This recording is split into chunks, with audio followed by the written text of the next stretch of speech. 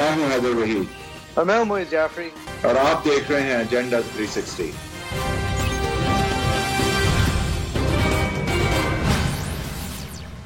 Welcome to agenda 360। Imran Khan साहब और उनकी पीटीआई के हवाले से सेनेट इलेक्शंस जो उनकी नज़र में ओपन बैलेट से होने चाहिए, उसके ऊपर इमरान खान साहब का वाज़ेह तौर पे एक मौक़िफ़ रहा है। इस मौक़िफ़ की तायीद करते हुए इनके बहुत सारे लोग भी सामने आए हैं और लेकिन इस हफ्ते अरशद शरीफ साहब की इन्वेस्टिगेशन के बेसिस पर एक वीडियो सामने आया है जिसके अंदर जो 2018 में पीटीआई ने अपनी पार्टी में से 20 लोग निकाले थे, उन अरकान का पैसे लेते हुए इमरान खान साहब का क्या बयानिया सेनेट इलेक्शंस के हवाले से रहा है, जिसको पीपल्स पार्टी और पीएमएल नून पीपल्स पार्टी समझती है कि एक मुकद्दस हक है हर मुकन्नना के मेंबर का कि वो सेनेट इलेक्शन में वोट दे, तो वो सीक्रेट वोट दे, वो उस वोट को जाहिर ना करना उसका हक है, आईनी हक है, आर्टिकल 226 में दर्ज है और ये हक जो है ये सेल्फ नहीं किया जा सकता और इसको हटना भी नहीं चाहिए। पीएमएल नून की ये पोजीशन है कि ये गलत है, आइन के अंदर तो है दर्ज लेकिन इसका गलत इस्तेमाल हो रहा है बेहतरीन लोगों की नुमाइंदगी सेनेट में पहुंचाने के लिए नहीं बल्कि वोट बेचने के लिए, क्योंकि ये बार बार इस्तेमाल होता है, लिहाजा इसको रद्द कर देना चाहिए और ओपन बैलेट ही होना चाहिए। लेकिन हम पीटीआई का इस हवाले से साथ नहीं देंगे क्योंकि पीटीआई को इस दफा ठेस पहुंचे तो बेहतर है क्योंकि वो मुनाफिक है इस हवाले से।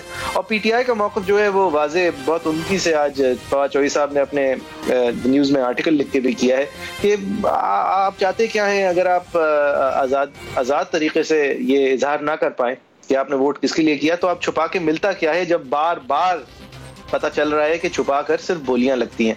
सेनेट है क्यों, सेनेट होना ज़रूरी है या नहीं, इस पर भी बात करेंगे। ये पोजीशंस इस तरह की हैं क्योंकि एक इलेक्शन से ऐन पहले ख्याल आया कि जी सुप्रीम कोर्ट से भी पूछ लेते हैं क्योंकि हमें आईनी तरमीम की जरूरत नहीं है, आईनी तरमीम भी कर देते हैं क्योंकि शायद आईनी तरमीम की जरूरत है, और इलेक्शन एक्ट के अंदर एक ऑर्डिनेंस के तहत तरमीम भी कर देते हैं क्योंकि शायद सिर्फ इसकी जरूरत है। ये पीटीआई कर क्या रही है, कर क्यों रही है और खान साहब की क्या राय है, आपको दिखाते हैं। लोगों के ज़मीरों को नीलाम करें चीज़ के और उनको खरीद के आके आप सेनेट पे बैठ जाएं, ये कौन सी जमहूरियत है? इसलिए शो ऑफ हैंड्स का बहुत अच्छा आइडिया है। जब प्राइम मिनिस्टर की वोटिंग के लिए ओपन वोट है तो क्यों नहीं सेनेट के अंदर ओपन वोटिंग करवाएं? 1.5 साल पहले जब मैंने बात की थी इसके ऊपर, मुझे कहा था कि जनाब इमरान सेनेट की तौहीन कर दी है, आप मुनाफिक हो, आपको पता था कि क्या टिकट बिकते हैं। कहो हाँ जी टिकट बिकते हैं, कोई नया सिस्टम लेके आओ। यहाँ रिवायत बनी हुई है, 30 साल से पैसे देके सेनेटर बन रहे हैं, इमरान खान की जमीर की कोई कीमत नहीं है। सेनेट की जो वोटिंग होनी चाहिए ओपन होनी चाहिए। लोगों की कीमतें लग रही हैं सियासतदानों की, और हमें पता है कि वो लोग कीमतें लगा रहे हैं, हॉर्स ट्रेडिंग हो रही है। मुझे किसी ने इनडायरेक्ट ऑफर दी कि जी मैं 15 करोड़ रुपया दे दूंगा। हमारे पार्लियामेंट के मेंबर्स सालों से अपने आप को बेच रहे थे, क्यों नहीं कभी किसी ने किसी को निकाला?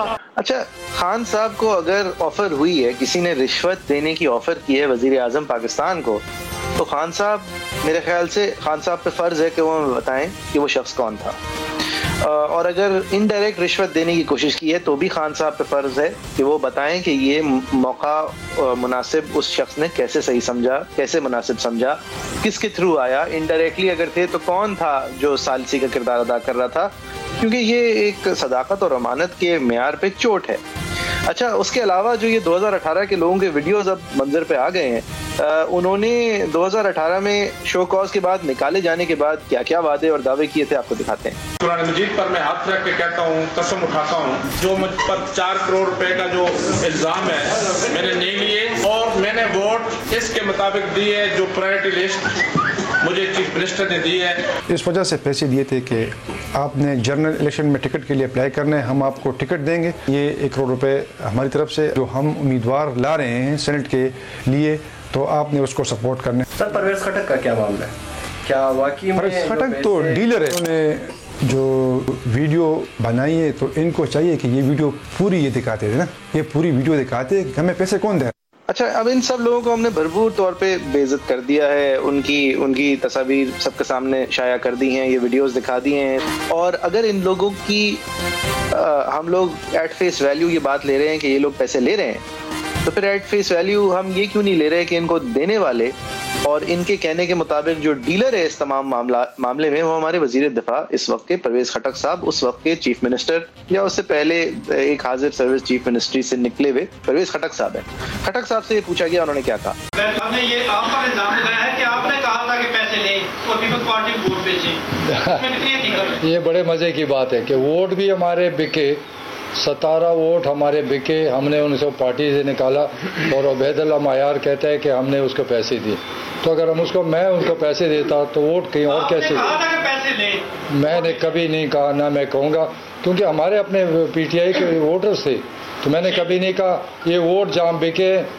ना वो स्पीकर हाउस है, टोटल झूठ है। इस्लामाबाद में घर है, जब चाहे हम आपको बता देंगे। मैं बिल्कुल मौजूद नहीं था वहाँ। उनका पार्लिमानी लीडर मोहम्मद अली MPA, वो मोहम्मद अली शाह वहाँ मौजूद थे, वो आइडेंटिफाई कर रहे थे और उनके थ्रू सारा मामला हुआ था।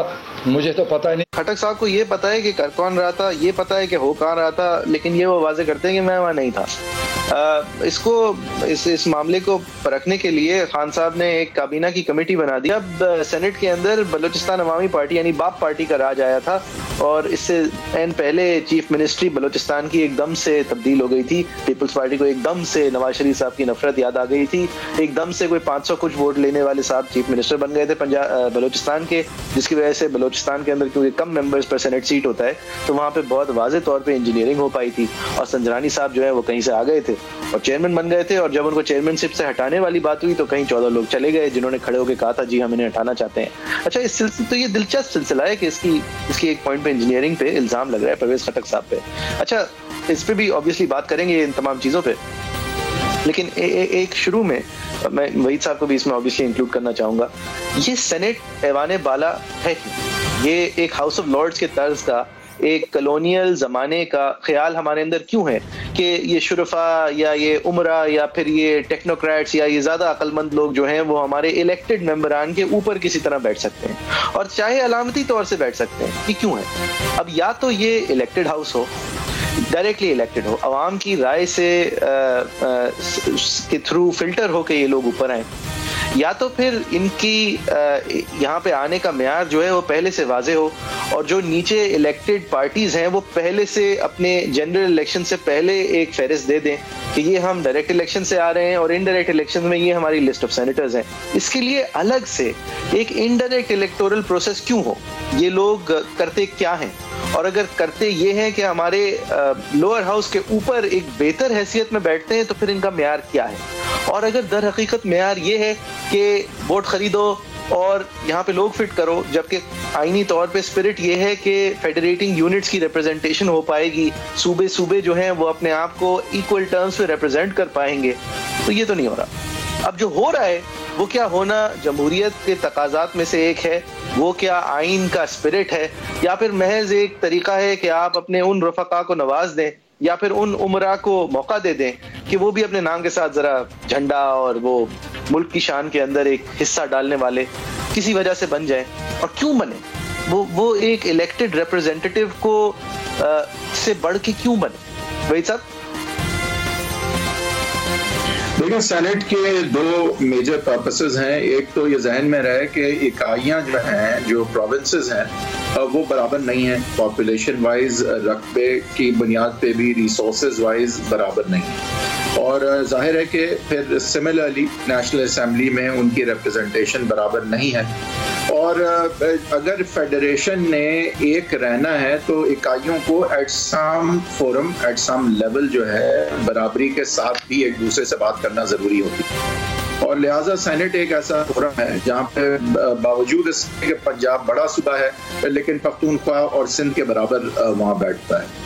तो ये एक तो इकाइयों को जो है बराबरी से ऐसे फेडरल मामले के हवाले से, खासकर गुफ्तगू के हवाले से जो है वो एक फोरम का होना, और वो भी इलेक्टेड लोगों के अगर ऊपर भी उस हवाले से होना, मैं इस चीज को बुरा नहीं समझता या बहुत ज्यादा एक कॉलोनियल हैंगओवर सिर्फ नहीं समझता, क्योंकि Pakistan is a federation where I think के प्रोविंसेस को और इकाइयों को कहीं ना कहीं बराबर तौर पे बैठना जरूरी भी है ताकि फेडरेशन तो आप कहते हैं सेनेट हो, तो आप मुझे बताएं बराह रास्त इलेक्शंस के तहत क्यों ना हो?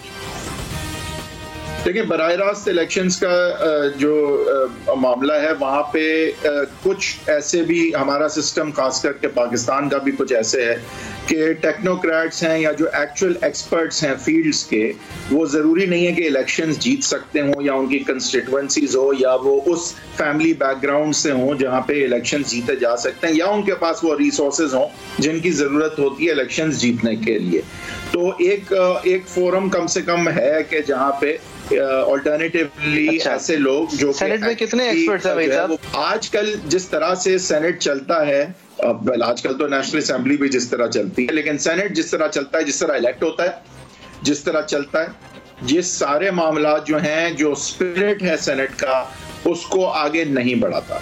और उस हवाले से अगर ओपन बैलेट को हम सिर्फ एक चीज लेके अगर फॉरवर्ड सामने रखें, तो ओपन बैलेट जो है, given specially the way things run in the senate of Pakistan, तो open ballot is not a bad thing यहाँ पे। लेकिन फेयर ये होता कि आप जब इलेक्शन से पहले कोई भी इस तरह का एक सब्सटेंटिव अमल करने जाते हैं, उससे क्लियरली जो है वो बू आती है कि आप कहीं ना कहीं एक पॉलिटिकल एडवांटेज लेने जा रहे हैं। मेरे ख्याल से सेनेट इलेक्शंस के फौरन बाद एक मुश्तरका तौर पे सबको जो है इसको पास करना चाहिए, लेकिन सेनेट इलेक्शंस के बाद, क्योंकि इस वक्त क्यों एक आखिरी बार चोरी की इजाजत दे देनी चाहिए, एक आखिरी बार सबको मौका मिल जाए। नहीं, I think what's good for the goose must be good for the gander at this point. In this case, it should not stealing be people, bribing people.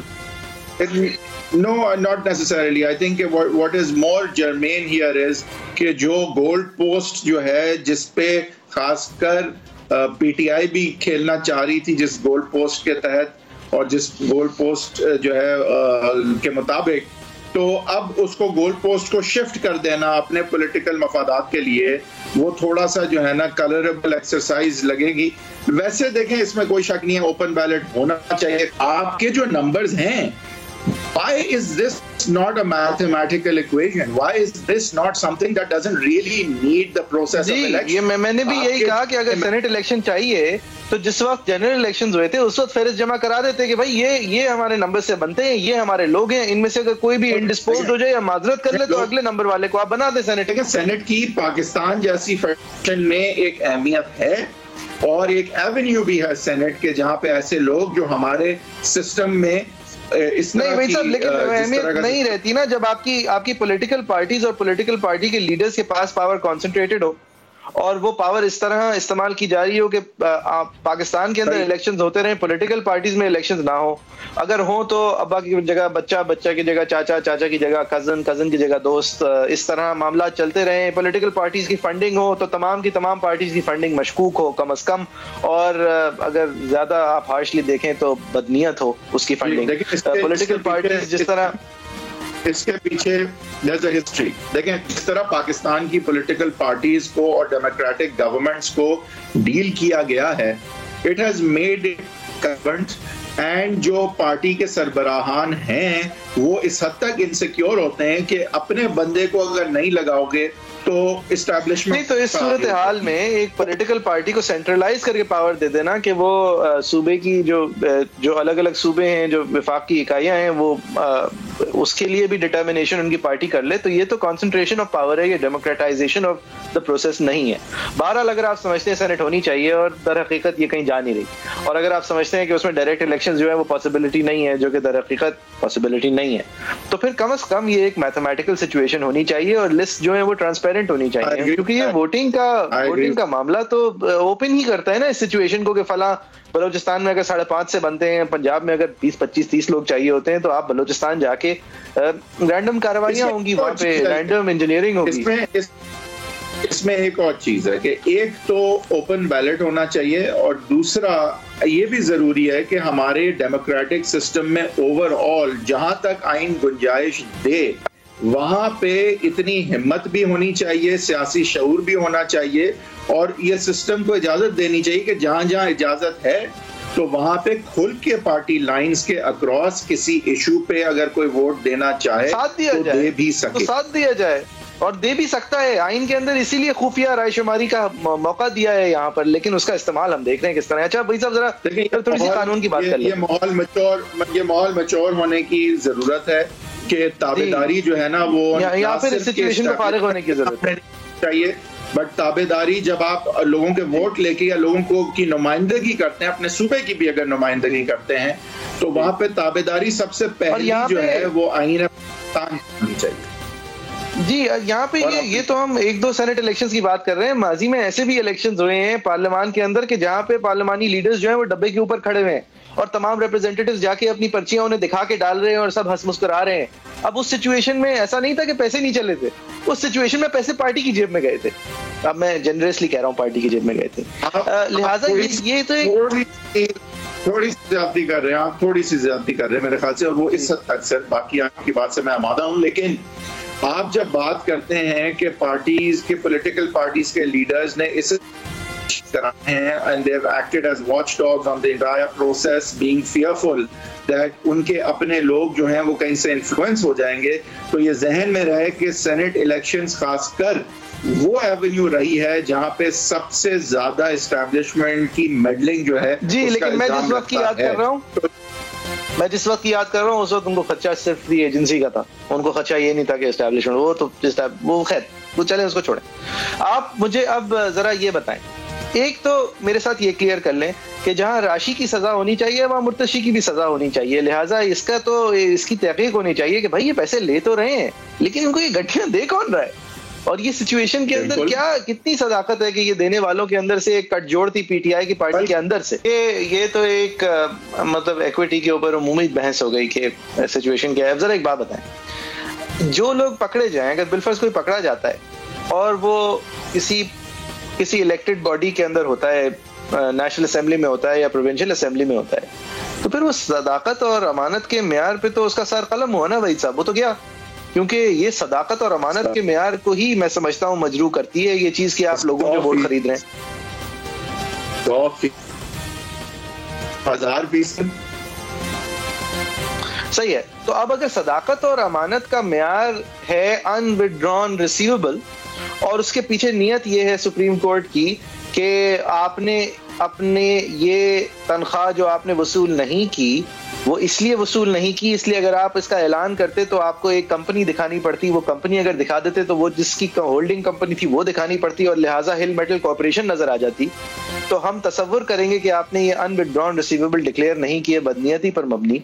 अगर ये हमारा मेयार सदाकत और अमानत है जिसपे फिल्टर लग जाता है ख्वाजा आसिफ के केस में कि जहां जो चीज आपने गलती से कर दी वो जरा गलती से कर दी और उसका वो सब्सटेंशियल नहीं है, तो अगर इस मेयार को लेके जरा आगे बढ़े वहीद साहब, तो इमरान खान साहब फेस कर रहे हैं ये एलिगेशन कि आपने बतौर पार्टी चेयरमैन ऐसी अकाउंट साइन ऑफ की जो कि जिसके अंदर 8 अकाउंट्स रिप्रेजेंटेड थी और 23 में से बाकी अकाउंट्स रिप्रेजेंटेड नहीं थी, और जिसके अंदर पैसे जो रिसीव थे वो मुमानिया तरीके से वो ममनुआ तरीके से फाइनेंस थे, जिसका जवाब अब पीटीआई ये मानते हुए कर रही है कि उनको ये पता था और जरा गलती हो गई, और ये इनसब्सटेंशियल नहीं है, सब्सटेंशियल सम्स है। तो एक तरफ ये सिचुएशन है और दूसरी तरफ ये है कि एक इल्जाम है कि पीटीआई के रिप्रेजेंटेटिव्स जो हैं वो एक सालसी का किरदार अदा कर रहे हैं इस खरीदो फरोख्त में।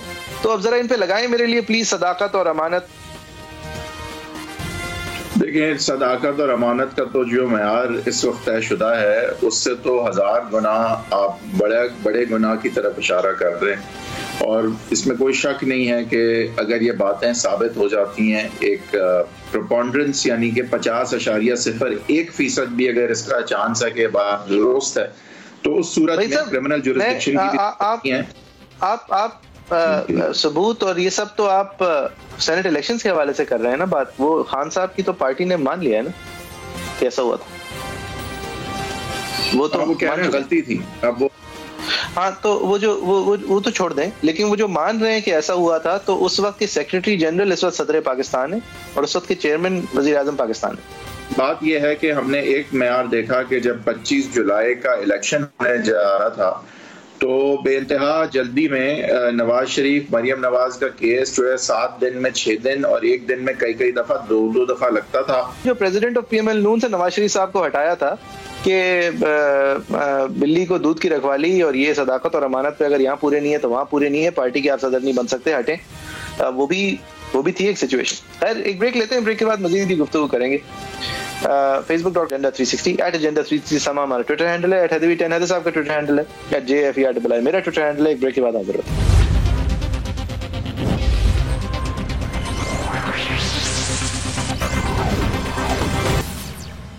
वेलकम बैक, आप देख रहे हैं एजेंडा 360। हम बात कर रहे हैं सेनेट इलेक्शंस के हवाले से और यहाँ पे कुछ इंटरेस्टिंग नंबर्स को कर रहे हैं। PTI की सबसे ज्यादा सीटें बढ़ने का की प्रोजेक्शन है अगर उमूमी तौर पे सेनेट इलेक्शंस उसी तरह चलें जिस तरह प्रेडिक्टेड है।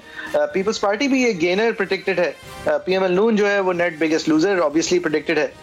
इस हवाले से पीपल्स पार्टी का क्या करना रहना है, क्योंकि पीपल्स पार्टी की ही एक बड़ी दिलचस्प सिचुएशन है। वो एक सूबे के अंदर से सारी रिप्रेजेंटेशन भी लेने की पोजीशन में है अगर MQM उनका किसी तरह साथ दे दे, लिहाजा उनकी सीट्स के अंदर उमूमी तौर पे बहुत ज्यादा बड़ा न्यूमेरिकल फर्क आना शायद ऐसा हो कि वो अपने नंबर्स जो है रिटेन कर सकें, 1-2 सीटें ही हारें।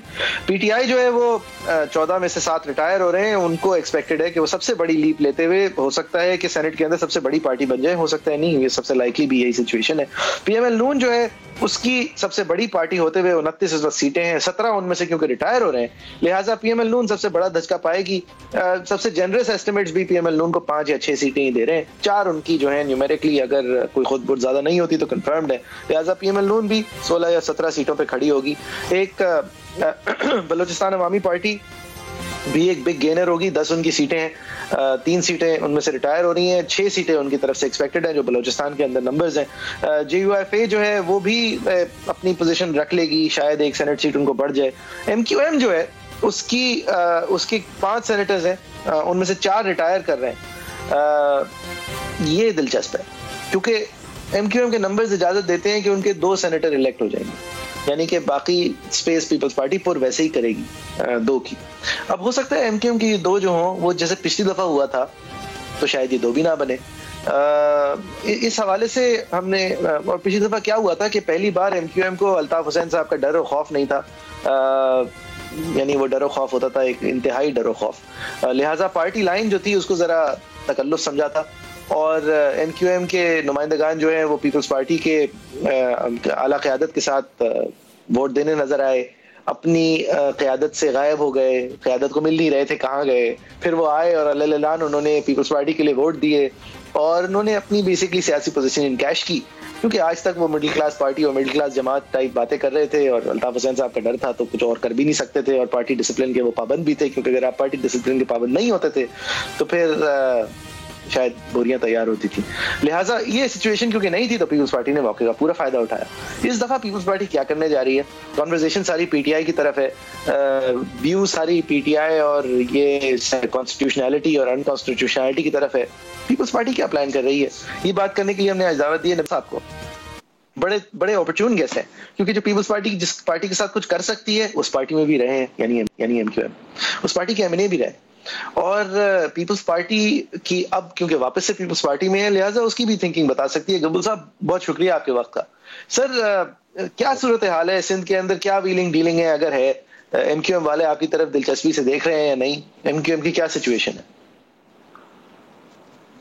देखिए सेनेट का इलेक्शन जो है ना ये बड़ा टैक्टफुली इलेक्शन जो है ना ये कंटेस्ट करना पड़ता है। इसके अंदर आपने देखा कि इमरान खान साहब को खुद खतरा है कि उनके जो जिस तरह KPK में 20 MPs बिक गए थे और वो वीडियो स्कैंडल चल रहा है, आप लोग देख रहे हैं, तो मैं समझता हूँ कि ऐसे हालात में एक तो ये मुझे समझ नहीं आ रहा है कि इलेक्शन कमीशन जो है वो इतनी पैनिक में क्यों आ गई है कि उन्होंने कल ही बल्कि आज और कल का दिन दिया है नॉमिनेशन फॉर्म भरने का। शायद इसको आप इस चीज को आप लोग इम्पोर्टेंस नहीं दे रहे हैं। आपको पता है कि नहीं सर सॉरी आप फॉलो कर रहे हैं, मैं ये बात ऐड भी कर दूं, नैयर बुखारी साहब की तरफ से खत भी किया है कि ये 2 दिन के अंदर एक बैंक अकाउंट खोलना जरूरी है मखसूस, जो कि इस इलेक्टोरल पोलिंग के लिए, इस इलेक्टोरल कैंपेनिंग के लिए इस्तेमाल हो, जो नामुमकिन है 2 दिनों के अंदर।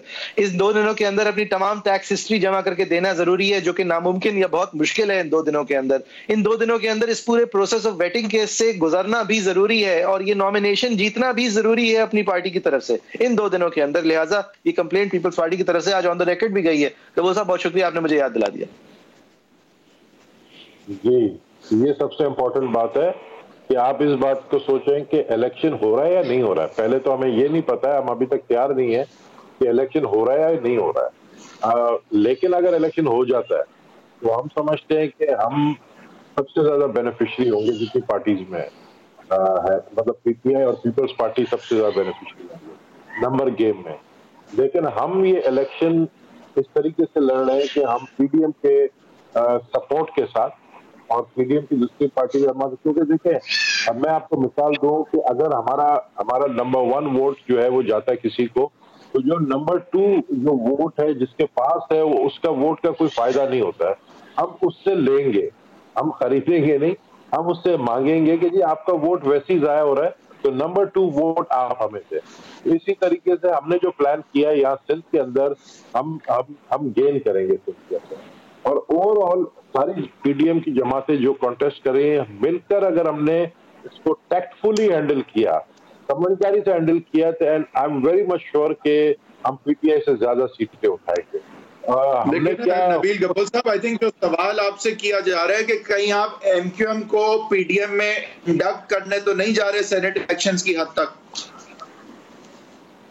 देखिए, हमने पीडीएम के प्लेटफॉर्म से तो नहीं, लेकिन हमने राब्ता जरूर किया एमक्यूएम के साथ, और हमने दूसरी जमातों से भी राब्ता किया है, सिर्फ एमक्यूएम से नहीं किया है। हम चाह रहे हैं कि हमें ज्यादा सीटें मिले और हम उनको भी कुछ दे रहे हैं, क्योंकि हमारे भी जो पॉइंट्स के वोट है वो कुछ उनको भी मिलेंगे, तो उनको भी फायदा मिलेगा, एक आधी सीटें उनको भी मिल सकती।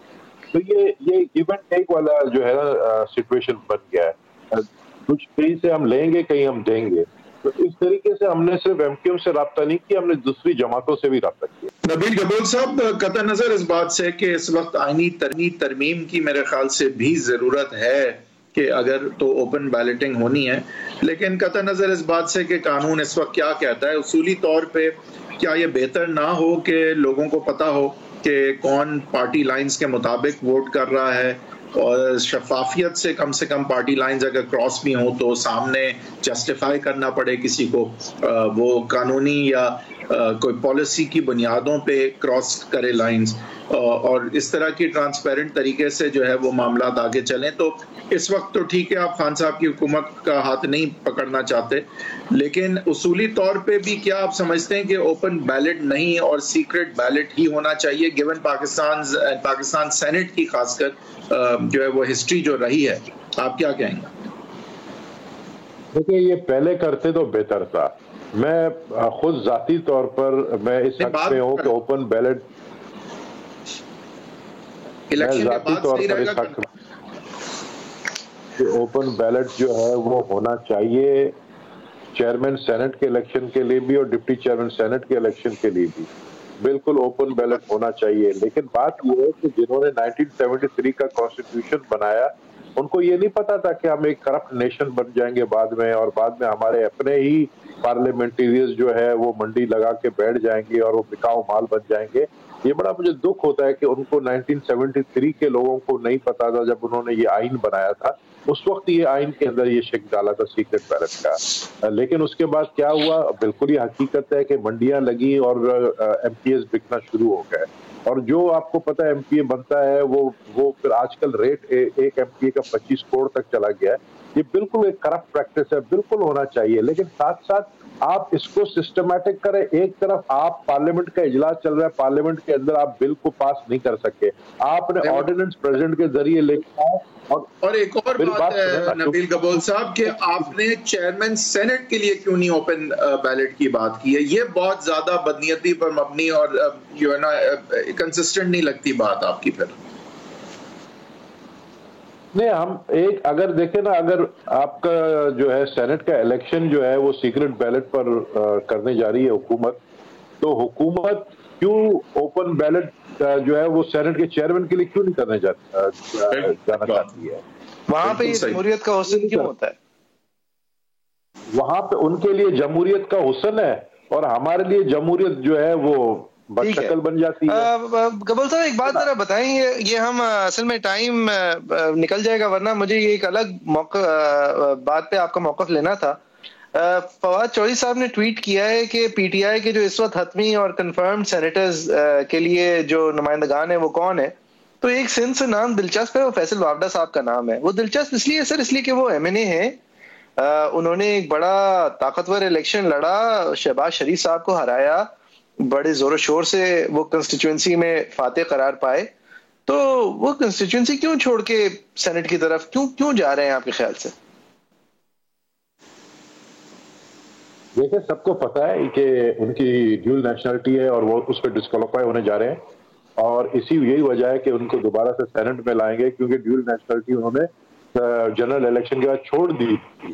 तो डिस्क्वालिफिकेशन के जुमरे में तो आते हैं वो, तो इसलिए ब्लू आइड बॉय हैं वो इमरान खान के। अब वो इमरान खान का इतना ज्यादा उनके दिल पे वो लग गए हैं कि वो उनको सेनेट पे लाना चाहते हैं।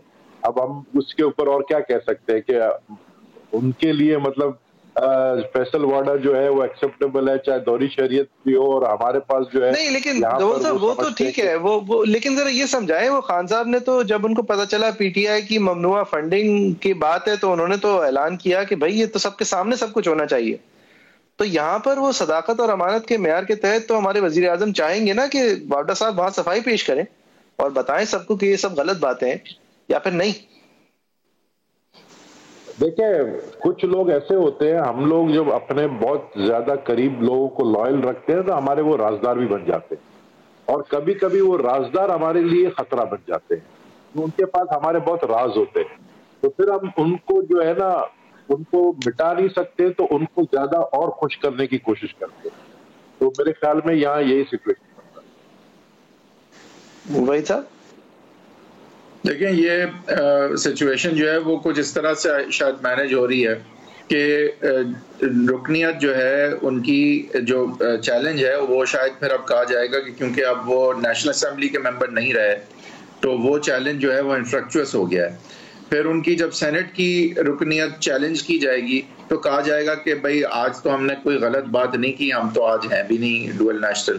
फिर सदाकत और अमानत की बात रह जाएगी क्योंकि वो तो फिर भी अटैच्ड रहती है, और अगर तो जब वो बने थे MPA MNA तो उस वक्त जो है वो उन्होंने जो है दानिस्ता तौर पे ये बात छुपाई या नहीं, वो अभी भी सदाकत और अमानत का इशू रहेगा। जी, तो जरा मुझे एज ए लॉयर बताएं, एक तो मेरे ख्याल से इसके ऊपर पिटिशंस भी पेंडिंग है उनकी सदाकत और अमानत पर, और अगर ये उनकी तरफ से एडमिशन आ जाए इस तरह के वो सेनेट के अंदर अपने आप को जब डुअल नेशनल ना होने को करार दें तो उसकी डेट्स मुख्तलिफ हों, नेशनल असेंबली वाली पोजीशन पर डेट्स मुख्तलिफ हों, तो फिर क्या बनेगा उस पिटिशन का? देखिए, जिस तरह मैंने कहा कि सदाकत और अमानत की बात फिर भी रह जाएगी, चाहे वो अपनी MNA की रुकनियत छोड़ भी दें तो भी ये बात जो है वो उनके आड़े आ सकती है कि जब वो सेनेट के लिए जो है इलेक्ट होते हैं तो ये सवाल उठ सकता है कि क्या सेनेट नहीं, लेकिन मुझे तो पूरा यकीन है वहीद साहब कि ये इस तरह तो नहीं हुआ होगा। मैं तो समझता हूँ कि ये क्लैरिफिकेशन जो है वो बिल्कुल भरपूर तरीके से, हालांकि इलेक्शन कमीशन के सामने वो अभी तक पेश नहीं हो रहे, वो बिल्कुल भरपूर तौर पे देंगे और ये जो इल्जाम है उसको रद्द करेंगे।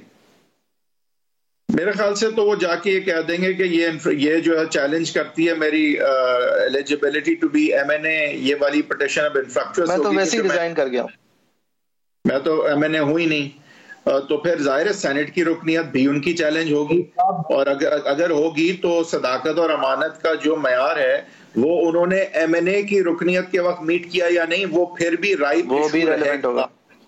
जी हाँ जी गौल साहब, ये इतने आसानी से बचने नहीं वाले। असल में मुझे पॉइंट ये था, अगर वो ये कर रहे हैं, ऑब्वियसली मैं नहीं कहता कि वो ये कर रहे हैं। देखिए, मैं आपको एक बात बताऊं कि वहीद साहब अगर 5 साल पहले अगर किसी ऐसे जगह से पकड़े जाते हैं जहां पर उनको नहीं होना चाहिए और वहां पर गलत काम में पकड़े जाते हैं तो उस वक्त उनके ऊपर जो है ठप्पा लग जाता है कि वो सादिक अमीन नहीं, और 5 साल बाद जब वो मस्जिद से पकड़े जाते हैं तो ये कहा जाता है नमाज पढ़ते हुए पकड़े गए हैं इसलिए ये सादिक अमीन है। ये तो आप यार लोगों को लाफिंग स्टॉक एक आपने बना दिया पाकिस्तान। मैं इसी बात पे हैरान हूँ, बनाना रिपब्लिक बनाने में आपने बहुत कोशिश की पाकिस्तानियों, ये इस तरह की हरकतें क्यों करता है इमरान खान? क्यों अपने चहीतों को, उनके जितने चहीते हैं आप यकीन करें वो सब सेनेट में आ रहे हैं, तो वो मतलब कहाँ गया यार एक तब्दीली की बातें करने वाला शख्स? आप उसके अपने एमपीए वोट नहीं देंगे, मैं आज आपको लिख के दे रहा हूँ, उसके अपने एमपीए वोट नहीं देंगे, इसलिए वो ओपन बैलेट पे जा रहा है। इस पे हमने अभी बात नहीं, आपने इंटरेस्टिंग बात की है कि जो कैंडिडेट्स पीटीआई के हैं, कहा जा रहा है कि वो पर्सनल फेवरेट ज्यादा और पार्टी के जो मेंबरान हैं पार्लियामेंट के उनसे ज्यादा आशना लोग नहीं है, जिस तरह जुल्फी बुखारी साहब टाइप, मतलब जो ज्यादा करीब खान साहब की जात के साथ ज्यादा समझे जाते हैं, अगर वावडा साहब हैं, तो यहाँ पे आप समझते हैं सर सीक्रेट बैलेट में तो फिर मसला पड़ सकता है ऐसे कैंडिडेट्स को? 100% पड़ेगा। इमरान खान साहब को पता है कि ये सीक्रेट बैलेट ओपन बैलेट कर नहीं पाएंगे। देखिए क्यों? क्योंकि मैं आपको बताऊं, जुडिशरी में अभी तक केस चल रहा है और इधर से ऑर्डिनेंस जारी होगी और वो चैलेंजेबल है, और मुझे पूरा यकीन है कि जजमेंट आएगा सीक्रेट बैलेट के हक में ही आएगा जजमेंट। जब सीक्रेट बैलेट के हक में आएगा तब भी आप देख लेना कि पीटीआई के एमपीएस वोट नहीं करेंगे, और अगर ओपन बैलेट भी आ गया, मैं सिंध में जानता हूं कि सिंध में ये अपने सेनेटर इलेक्ट नहीं कर सकते। अगर फैसल वाडा को सिंध से खड़ा कर रहे हैं तो फैसल वाडा को पीटीआई के एमपीएस शायद इसलिए वोट नहीं देंगे क्योंकि वो भी कहते हैं कि जिनका हक है, जो ऐसे वर्कर्स बैठे जिन्होंने कुर्बानी दी है, उनको सेनेट के टिकट नहीं मिला, और एक शख्स जो एमएनए भी रहा है, फेडरल मिनिस्टर भी रहा है, सिर्फ उसको नवाजने के लिए उसको सेनेटर भी बनाया जा रहा है, तो लोग फिर जो है मेरे ख्याल में रिवोल्ट करेंगे। और ये चीजें देखें, ये चीजें हर पार्टी में है कि इंसान सोचता है कि यार इस रिपोर्ट में आसिफ अली जरदारी साहब की कितनी दुआएं शामिल है और कितनी दवा शामिल होने का इम्कान है? यहाँ पे मैं समझता हूँ इनकी पीटीआई के एमपीएस की अपनी जमीर की आवाज होगी, ना आसिफ अली जरदारी साहब की दवा होगी ना दुआ होगी, ये खुद उनकी जमीर की आवाज होगी। सही है सर, ये वही जमीर की आवाज होगी ना जो पीपल्स पार्टी के 14 लोग खड़े होकर कहा था कि नो कॉन्फिडेंस है, लेकिन वोट देते हुए जमीर जाग गया था। देखिए ये जो पार्लियामेंटेरियन है ना, इनका जमीर रात को भी जागता है और दिन को भी एक दफा जाग जाता है। अब पता नहीं टाइमिंग पे होता है, अब ये और इनके ऊपर जादू टोना बहुत होता है। सही गबूल साहब, बहुत बहुत शुक्रिया आपके वक्त का, thank you very much for your time. Waheed साहब, ये रैप अप करते हुए मेरे ख्याल से ये वाजे करना जरूरी है कि वावडा साहब जो हैं वो, उनको हमने इस शो पे कमेंट करने के लिए दावत दी थी, क्योंकि ये मेरे लिए भी अहम है मालूम करना कि एक बहुत सक्सेसफुल एमएनए कंस्टिट्यूएंसी पे लड़ने के बाद, एक बहुत बड़ी फतह के बाद जिसको उन्होंने अलग सेलिब्रेट किया था, उसके बाद वो क्यों दिलचस्पी ले रहे हैं, अगर वो ले रहे हैं सेनेट की सीट में। ऑब्वियसली आपने उस कैंडिडेट के लिए अपने आप को प्रेजेंट करना होता है, अपना इंटरेस्ट जाहिर करना होता है। पार्टी एक ऑलरेडी सर्विंग मिनिस्टर को इस तरह एक दूसरा रोल देने के लिए वैसे तो इंटरेस्टेड नहीं होती, लिहाजा ये कमेंट की हमने कोशिश जरूर की थी, लेकिन हमें रिस्पांस नहीं मिला उनकी तरफ से। तो आपके ख्याल में ये पार्टी की रिवायात, ये फेवरेट्स के हवाले से आप बात कर रहे हैं, लेकिन बहुत सारे ऐसे लोग हैं, सानिया निशरत साहिबा हैं, हफीज शेख साहब हैं, इन लोगों को सेनेट की तरफ भेजा जा रहा है, क्योंकि इन शेख साहब के लिए कम से कम वो जो 6 महीने की मोहलत एक आइन की एक तरह की पढ़ने से निकलती है, जो मिफ्ता इस्माइल साहब के लिए पहली दफा इस्तेमाल हुई थी कि अनइलेक्टेड इंसान भी 6 महीने के लिए मिनिस्टर रह सकता है, वो उनकी पूरी होने वाली है। तो क्योंकि वो हमारे IMF एंड रिलेटेड के बहुत कलीदी किरदार हैं, लिहाजा उनको एक शोर स्टॉप सेनेट सीट जो है वो PTI ने उनके लिए पोजीशन की है। लिहाजा उसके अलावा आप समझते हैं कि सब जो है वो फेवरेट्स हैं? देखिए, एक हद तक तो ये आंसर कुछ नजर आ रहा है कि जो कैंडिडेट्स हैं वो ज्यादा खान साहब की जात से करीब समझे जाते हैं। बहुत सारे ऐसे जिनकी के पार्टी में वो क्रेडेंशियल शायद नहीं है जो खान साहब के साथ पर्सनली शायद हो, तो वो बात सीक्रेट बैलेट में जो है बड़ी नुमाया तौर पे पस मंजर पे आ सकती है। और जो है वो ज़मीर जागना जो है वो इस्तेमाल जो है वो एक दोहरी तरह से किया जाता है। ज़मीर जो है वो कई तरह से जाग जाता है, और अगर यहाँ पे जाग गया तो खान साहब जो है वो उनकी सेनेट के चेयरमैन इलेक्ट करने के ख्वाब शायद सो जाएं। तो ये एक इम्पॉर्टेंट डेवलपमेंट है। अगर सीक्रेट बैलेट होती है खासकर, तो काफ़ी इस तरफ जो है वो मुमकिन है कि कैंडिडेट्स का नेचर भी शायद डिटरमिन करे कि पीटीआई को कितनी सपोर्ट अपने ही पार्लियामेंटेरियन से मिलती है। हम आगे की तरफ लेकिन अगर देखें तो भाई साहब एक और चीज अगर की बात कर लें शो रैप अप करने से पहले, कि ये सब कुछ के अंदर सारी कॉम्पिटिशन्स के अंदर पीटीआई के पास भी सबसे ज्यादा सीटें हो जाएंगी, लेकिन वो बहुत हद तक नाकाफी होंगी सेनेट के अंदर मेजोरिटी के लिए। लिहाजा उनको अपने एलाइज या किसी और के साथ रगबत रख के कम से कम काम करना पड़ेगा, और ये अभी तक नजर आया है कि वो इसके काबिल नहीं है। और अगर वो अपने एलाइज के अंदर ही इतने लोग ढूंढ लें किसी तरह बलूचिस्तान अवामी पार्टी और इंडिपेंडेंट्स में, तो फिर उनकी फिर कीमत बढ़ेगी, उनकी अहमियत बढ़ाना पड़ेगी। उनको इस तरह चुप करके कोने में नहीं बिठा सकेंगे, या उनकी जो वाजिबात हैं वो इस तरह वाजे हो जाएंगी सबके सामने कि एक तरफ आप रो रहे हैं और दूसरी तरफ आप उनके साथ भी दे रहे हैं, जिस तरह इस वक्त एमक्यूएम की सिचुएशन है बिलफर्ज। तो ये आया हो जाएगी सिचुएशन काफी। ऐसा बिल्कुल है, और बावजूद इसके जो है ना, मेरे ख्याल से जो चीज़ बहुत नुमाया है यहाँ पे कि चेयरमैन सेनेट के इलेक्शन के हवाले से ओपन बैलेट की जो है वो कोई ख्वाहिश नहीं रखी है खान साहब ने। और ये बड़ी इंटरेस्टिंग बात है कि वहाँ पे क्यों ज़रूरत नहीं उन्होंने महसूस की ओपन बैलेट की। एंड ये बहुत इट्स अ सस्पिशियस थिंग। मियाँ सस्पेशन पे मैं इससे ज़्यादा नहीं कहना चाहता, लेकिन some would say there is reason to believe that there is absolute double standards here. Right. आप लोगों की क्या राय है? facebook.com/agenda360 समा हमारा ट्विटर हैंडल है, @हदवी10 साहब का ट्विटर हैंडल है, @JFERI मेरा ट्विटर हैंडल है। अगर नबील कबूल साहब का अगर ट्विटर हैंडल है, हम मालूम करके स्क्रीन पे उनके नाम के साथ शेयर करेंगे। बहुत शुक्रिया आपके देखने का। हम इंशाल्लाह कल एक बार फिर हफ्ते के रोज 7:05 पे आपके सामने फिर हाजिर होंगे।